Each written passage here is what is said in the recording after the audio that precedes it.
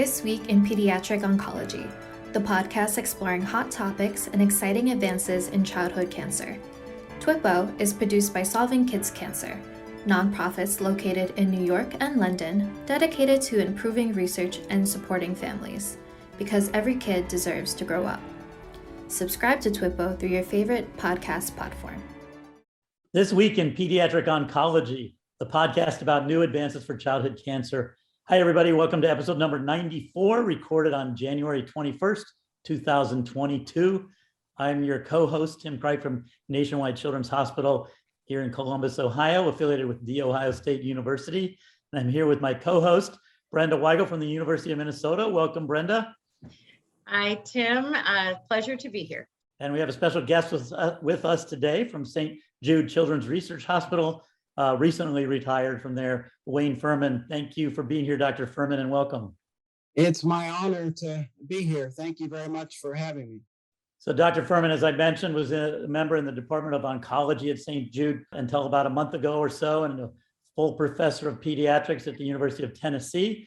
But I was delighted to learn in preparing for this podcast that he actually received his medical degree at the Ohio State University and was a pediatric resident here at then it was called Columbus Children's Hospital, now Nationwide Children's Hospital, where he also was chief resident before going to St. Jude for his pediatric hematology oncology subspecialty training, where he stayed on as a faculty there and has a really storied and long and successful career, focusing on neuroblastoma and hepatoblastoma, two very difficult childhood cancers. And he led the investigational clinical research operations there as COG site PI and phase 1 PI for many, many years, playing important roles in developing numerous different drugs, many of which are commonly used today. I would say most notably irinotecan and managing side effects of that and all the tremendous work that's gone into that over the years.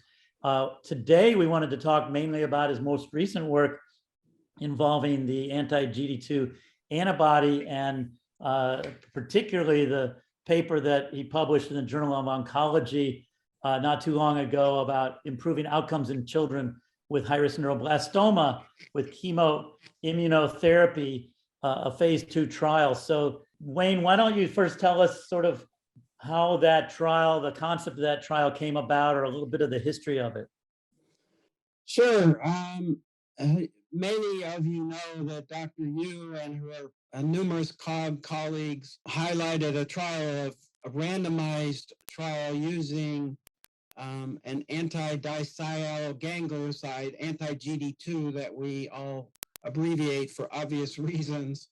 That was a randomized comparison of antibody versus isotretinoin alone in the post-consolidation setting for treatment of neuroblastoma. And actually, honestly, the first time she presented it at the Children's Oncology Group meeting with those excellent results, we were completing a trial, a phase 1 trial, dose-finding study in multiple recurrent patients with a same class antibody against the same target that was designed to try to ameliorate some of the major side effects, which is pain. The pain is thought to be due to the GD2 target is on the peripheral nerves as well as the neuroblasts.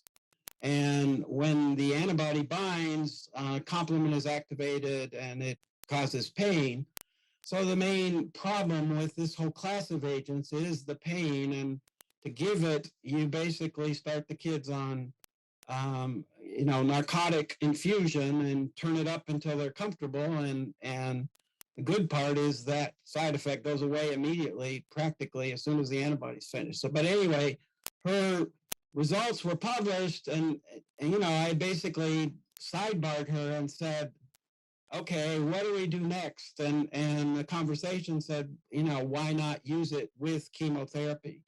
And so we went about designing a trial, because this antibody that we had, I don't know if it's a better antibody, but it's clearly better tolerated. And obviously that's my bias, but there is at least one paper showing that when we were giving the phase 1 trial at very high doses compared to what's used for dinutuximab, our pain team basically added up every drop of narcotic and all the pain scores that the kids were, as they're monitored for pain when we're giving it, and showed very convincingly what we were seeing, what our clinical impression was, is that we could give higher doses and it would be, better tolerated. Both, most of the kids can tolerate the A214-18K antibody, which is the antibody we use, over 4 hours a day compared to 10 on average for dinutuximab. So, we went from the phase 1 study, then designed a very small, basically proof of principle study where we could give chemo with the antibody to relapse kids. I think we only put 13 patients on it because our goal was to get it into newly diagnosed. So we had to convince ourselves that we could give the antibody and chemo to sick kids, newly diagnosed, and then we moved it right up front and basically said, if it's good at the end of therapy, why isn't it good everywhere throughout therapy? And that's basically the design of the study, and not really a nutshell, but a brief discussion of that. So are there rationale for why it might cause less pain? My understanding is the pain is thought mainly to come from complement fixation on the neurons. Well, it's not the whole story, because clearly the antibody, yes, Steve Gillies, I think, was the main designer of this antibody, and he identified the complement activation region. That's the notation K to A note at a position 322, why the antibody is called that. And he mutated to decrease complement activation.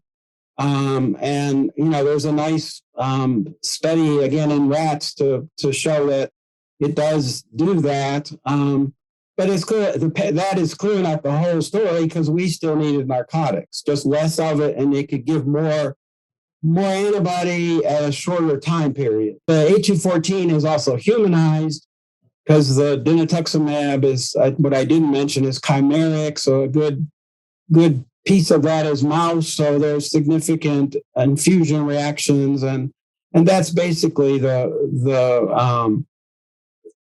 hope of the design of the antibody, is it'd be better tolerated and given in higher doses. So that's what that was about. Yeah.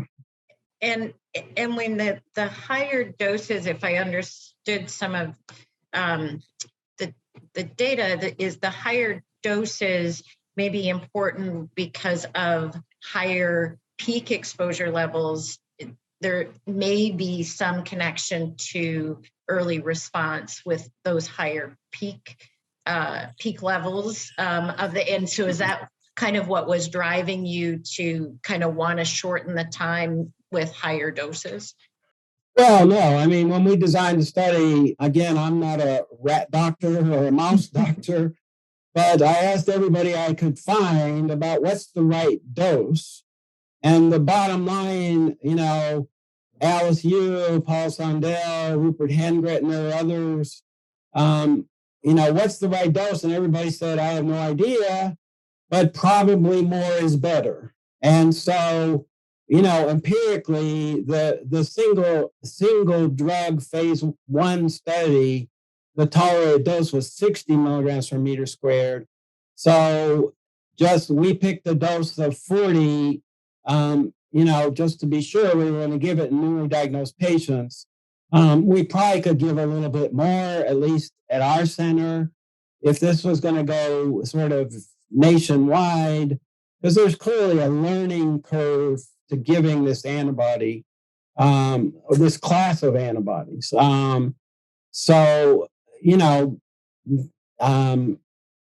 question. We don't know. Yes, the PK, both in the COG study of Dr. Moody in relapse patients with dinutuximab, as well as ours, suggests that the higher dose does, correlate with a better response. But, good question. What is the right dose is a $64 million question. And really what you highlight is this may not be a better antibody in the sense of more lethal, except that you can give it higher dose. That may be the whole. Is dinutuximab is just not tolerated. The recommended dose is 17.5 milligrams per meter square per day, and we gave 40 of HU1418. That's not directly correlated, but very close to, with the changes in the antibody, it's a little bit different, but not much. I mean, at least 2.5 times the dose we were given throughout therapy. And then you mentioned the timing, trying to move it up earlier in the course. My understanding had always been the reason to use it late was that immunotherapy might be more effective under minimal residual disease conditions as opposed to bulky disease. So was there data to suggest it would work in bulky disease, or you just thought you would try it? No, I mean, if you look at a number of adult trials, there was more and more data coming out that, chemotherapy with various antibodies was in several cases not only additive but synergistic. And there are a few mouse model experiments suggesting that with dinutuximab as well. And when Dr. Yu and her colleagues designed the New England Journal paper, these antibodies work, as you know, by activating the immune system, and they need the effector cells to identify the cancer cells and kill them. And the theory was then, if you give chemotherapy, you kill half your, effector cells until they recover, so they won't work together. That's why they delayed it. But again, more and more data was coming out, and that was another issue. What's the right time to start? You start it immediately with the chemotherapy. Do you delay it a little bit? We thought, again, a lot of data, not neuroblastoma specific, that some chemotherapy actually works partly by activating the immune system, whether it's, killing cancer cells and having pieces of cancer cells circulate to activate the immune system, whether it's causing killing of immune suppressor cells in the tumor microenvironment or excretion of certain cytokines. More and more is coming out literally every day on that front as far as that goes. But so we just elected to start the antibody on the second day of the chemotherapy course.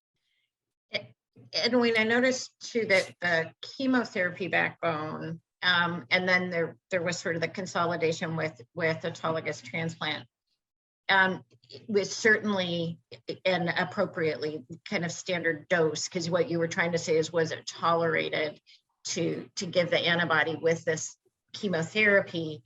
Do you think it kind of in moving forward that because of some of that data that looks at chemotherapy and immune therapy concurrently dose modifies the chemotherapy to lower doses of the chemotherapy with optimizing kind of dosing of the antibody? Do you think that would be a potential thing to consider moving forward, that this may be a way to reduce some of the cytotoxic intensity?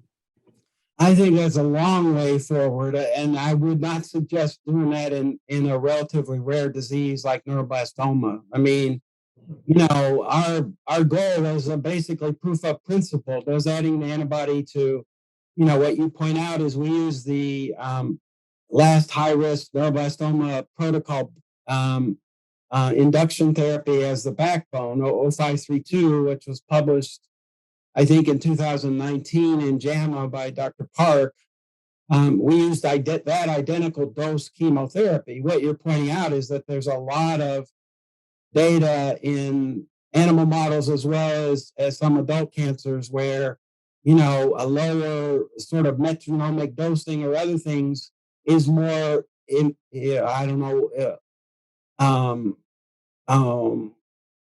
stimulatory rather than a higher dose of the cyclodose, and that was 400 per meter squared, which is obviously a big slug of cyclo. Mm-hmm. So yeah, I think down the road, yes, but I think a lot of work needs to be done to really define that, especially in this patient population, which often presents, as you well know, with very large tumor burdens that need, effective therapy immediately, basically. So, where the fine line is a good question. I think what this study points out is it needs a randomized comparison of chemoimmunotherapy versus standard chemotherapy, because again, this was a single institution study. It enrolled 64 patients, so it's not a trivial number of patients, but it needs verified in a much larger multi-institutional randomized trial, for sure. One interesting element during consolidation with the busulfan melphalan transplant was, in addition to the antibody therapy, when you initially started the study, there was also an infusion where patients were able to, from their parents, receive natural killer cells, another cell of the immune system. Can you tell us a little bit about the rationale around that, and how that came to be added?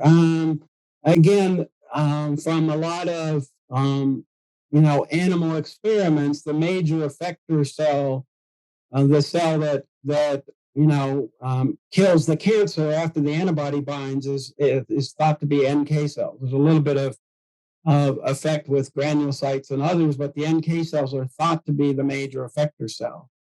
And when we designed the trial, an expert in NK cell, Dr. Wing Leung, was there, and we began talking about consolidation, because again, in consolidation, you give a big slug of chemo, as everybody knows, and then you rescue them, and you basically sit on your hands and wait for 3-4 weeks for the immune system to recover so you can go on to more therapy.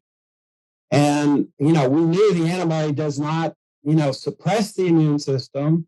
It may not have the number of effector cells needed. So we thought, he was an expert at doing this. He has papers in AML and others. So we thought, well, what the heck, if a parent is a suitable donor, let's just add a course of antibody during recovery phase of consolidation, and in patients who had a suitable parent donor, to go ahead and add an infusion of NK cells. We had done that on our previous tolerability trial, which is published in Clinical Cancer Research, where we gave a course of chemo, immunotherapy alone, and then the second course we gave with NK cell infusion, just to again show that, is there a side effect with NK cells? And we did not know. It was a small study, but we did not notice any additional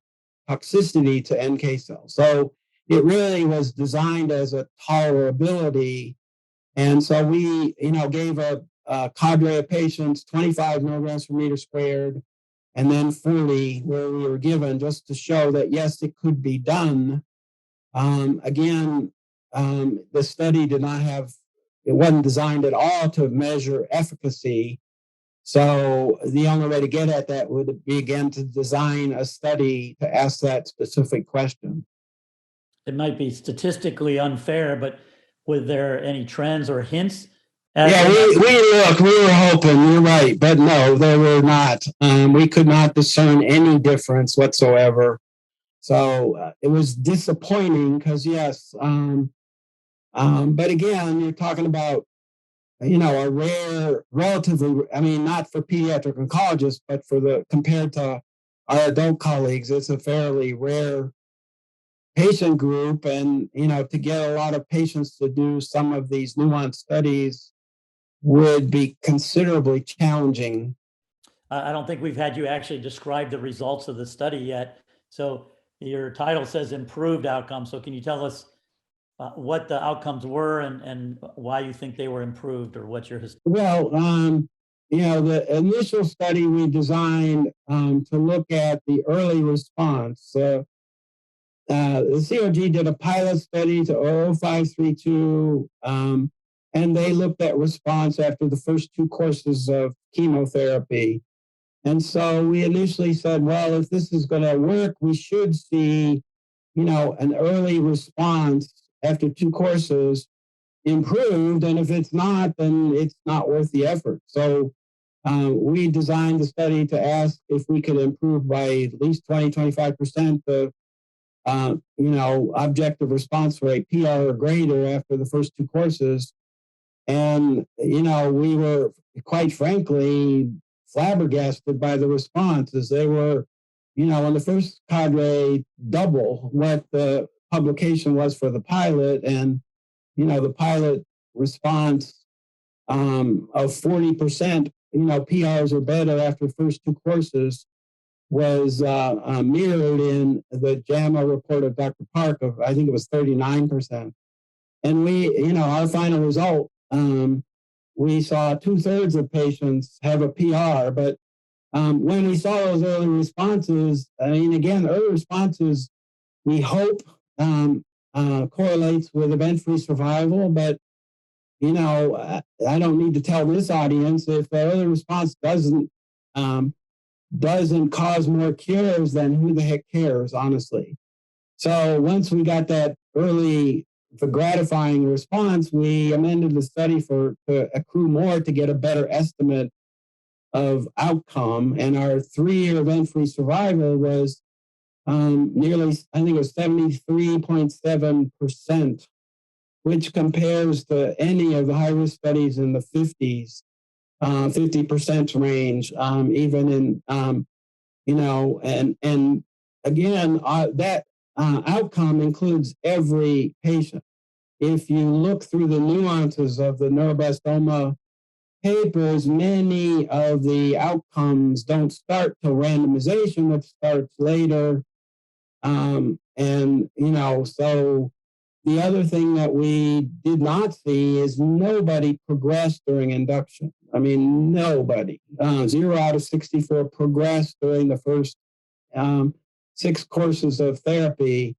And again, that compares to many larger studies, but somewhere between 7 and 14% of patients, fail induction. So I think the event-free survival and no failures during induction highlight that this is a very promising approach. But again, also highlights that it needs verified in a larger multi-institutional setting.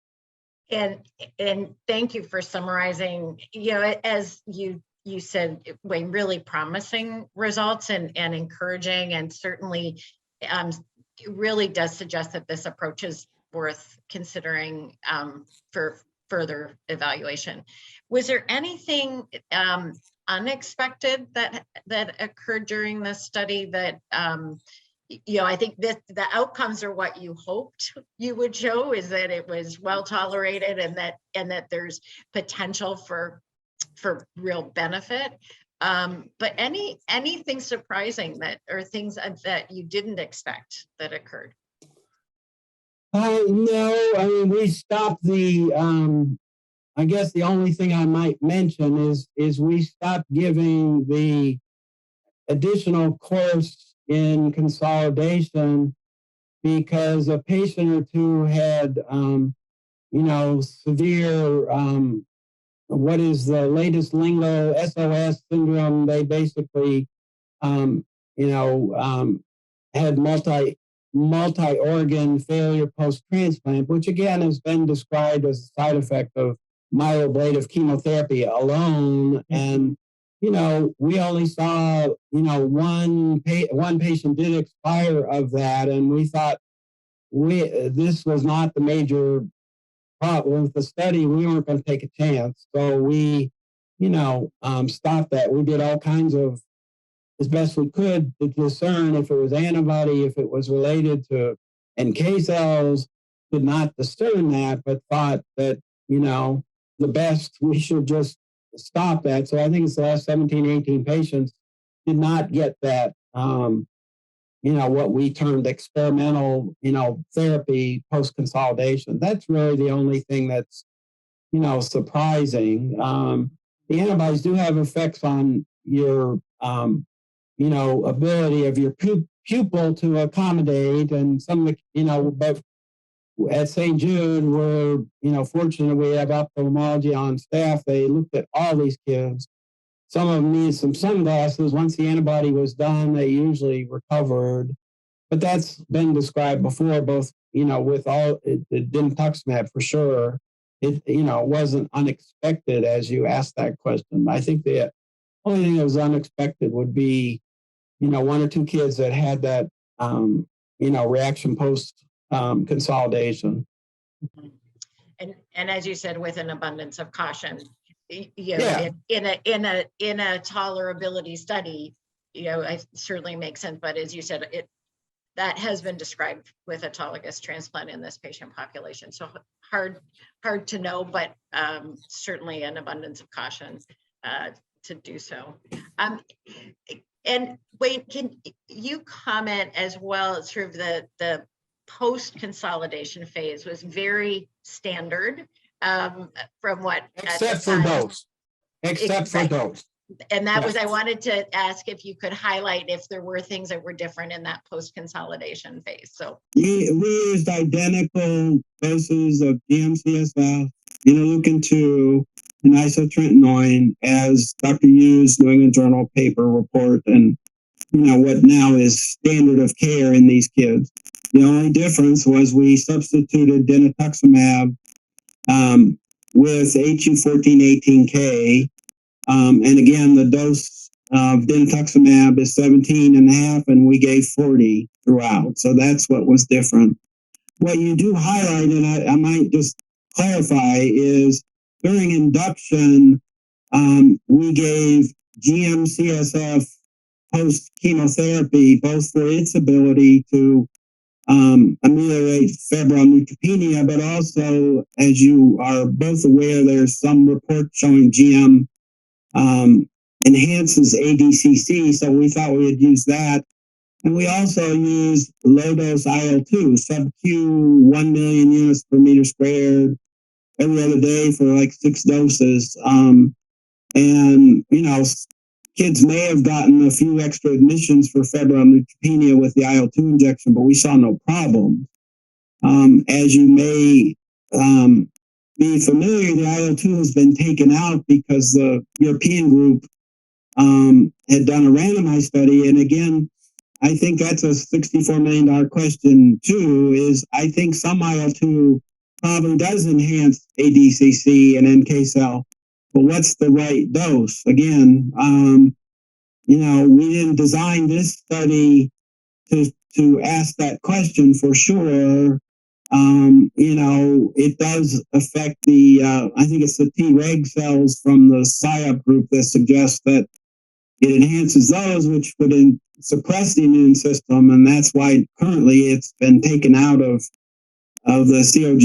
And I think Europeans are recommending it as well. So the newer cytokines may be something to think about, IL-15, IL-21, which appear to do the same thing to the NK cells, enhance them without some of the untoward effects as far as systemic toxicities, as well as their effects on, they don't seem to cause Treg growth, which could inhibit that. Sounds like there was a lot going on in this trial and some variables here in terms of thinking about how to design a randomized follow-on trial. But the biggest one, though, still I think remains the difference in the antibody. And from what you said, it seems like that ability to give high dose is probably pretty important. So I'm wondering what's the commercialization potential of this antibody, and because we don't know if we were to design the trial now in a big COG consortium, we'd probably use dinutuximab, right? That's what's commercially available and being used. But we don't know you're going to get the same results with the doses that you can use with that. So is there a commercialization pathway for the K322A antibody? Again, St. Jude has been basically given the rights to develop this antibody from the owner of the antibody, which is It used to be called Merxalone. I don't honestly know. It's one of the German companies, but the hard part is we are looking for a commercial partner. You put your finger on the $64 million question. It may be just due to dose. And if we design a randomized trial identical to this and used inotuzumab at 17.5 and we use 40, it may be a negative trial only because, you could only use less than, half the dose, less than half the dose that we use. So be looking for a commercial partner that would then provide the trial and the, ability to design a trial with the FDA to say, if it's positive, it would lead to commercialization.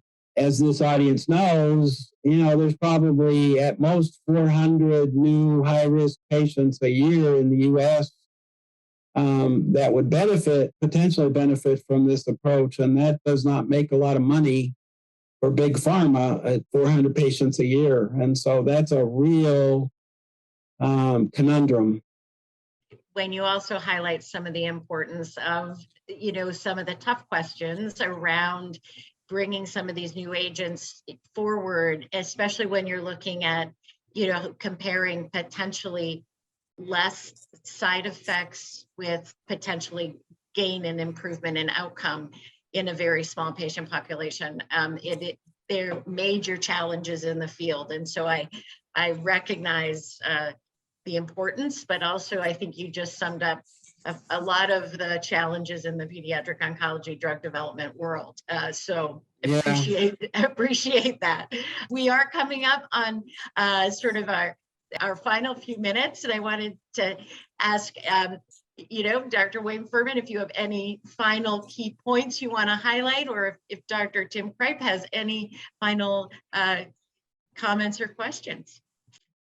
Well, I think the last question from Dr. Cripe is what I'd highlight is, we need a commercial partner to come alongside and get this, study designed. And if there is such a one that's listening, please call. My last question is, what's retirement hold in store for you? I've been honestly so busy, I have no idea what normal retirement is quite yet. So I have a bunch of grandkids that live in Nashville, and we're going to be moving to their locale. I thought for a good thing, there are some days I wonder maybe I should move farther away, not closer. We can edit that part out. That's great. That's terrific. Well, I have to say a very big thank you to Dr. Wayne Furman, who built this podcast into the launching of his retirement. But what a fantastic way to culminate the achievements of your career with such a impactful study and impactful contribution to the field. And so congratulations, Wayne, on that tremendous success, and thank you for participating in this podcast. And thanks to the team at Solving Kids Cancer, a nonprofit charity dedicated to improving survival through creating novel treatment options for children. Remember, the more we learn, communicate, share ideas, and work together, the faster we'll reach the day when all childhood cancer is preventable or curable. As always, keep up the fight, and thanks for listening to This Week in Pediatric Oncology. We welcome your comments, questions, or thoughts on topics for future episodes. Just drop us a note at TWiPO@solvingkidscancer.org. You can follow Dr. Cripe on Twitter at KidsOncDoc. Send an email to Dr. Weigel at weige007@umn.edu, and find all TWiPO episodes at solvingkidscancer.org.